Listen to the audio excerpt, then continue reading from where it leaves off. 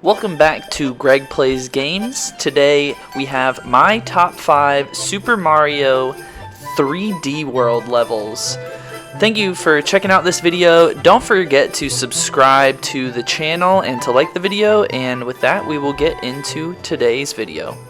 So as you could see, we have at the number 5 spot 3-1, which is Snowball Park.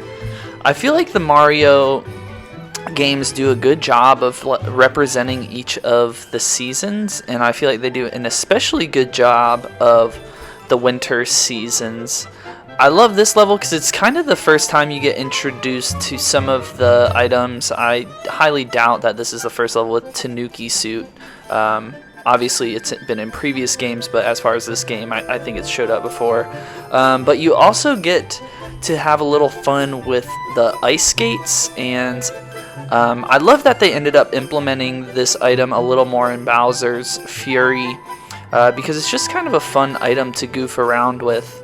So I mean, this level, it really comes down to just the winter setting and aesthetic, the music, the snow falling.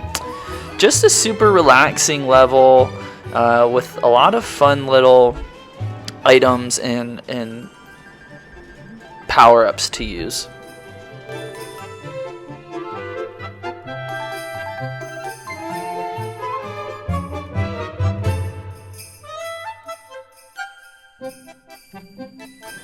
At number 4 we have World 5-2 Tricky Trapeze Theater.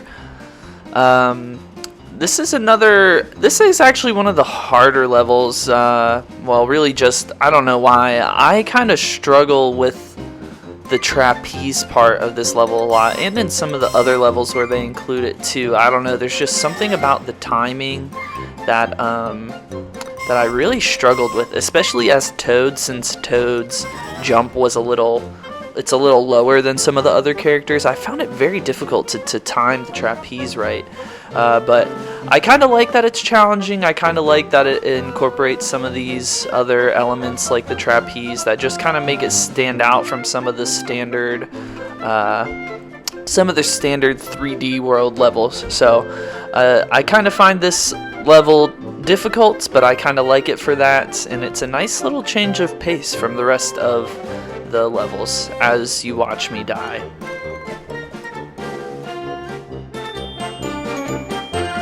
At number 3 we have World 2-5 Double Cherry Pass. This is, I think, features probably the best item in the game, which is the double cherry. I don't know if it's new to Mario necessarily, but it's a lot of fun to mess around with in this game, and I think that especially in this level they find really creative ways to incorporate that item and how it's used, and it's very satisfying to get as many versions of the same character on the screen as possible. I think in this level in particular, like, you can get up to like 5 or 6 duplicates of your character.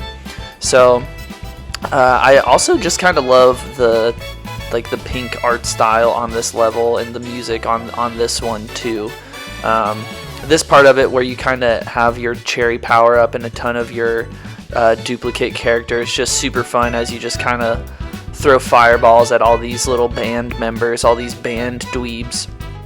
But I love the way that the game uses the double cherry item, and this is one of the first levels that kind of features that item. So a lot of fun to be had on this level. Definitely one of my favorites.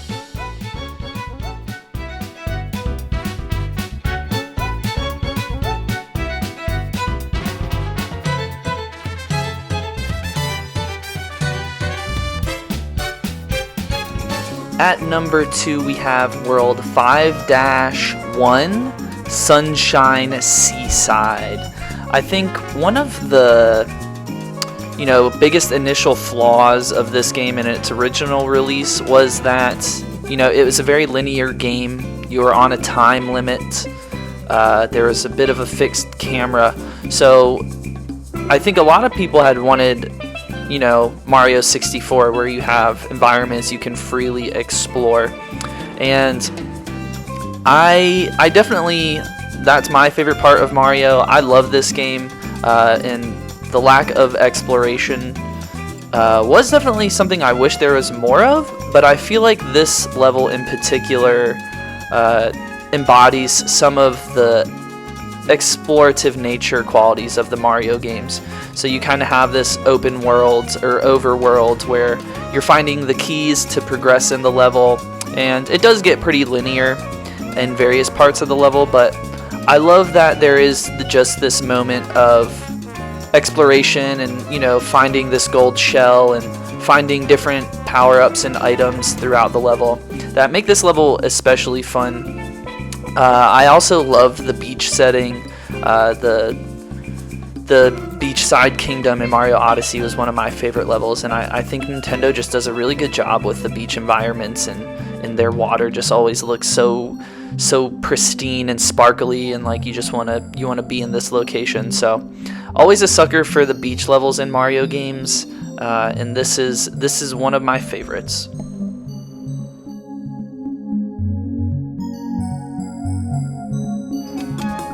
At number 1, we have 6-3 Hands-On Hall.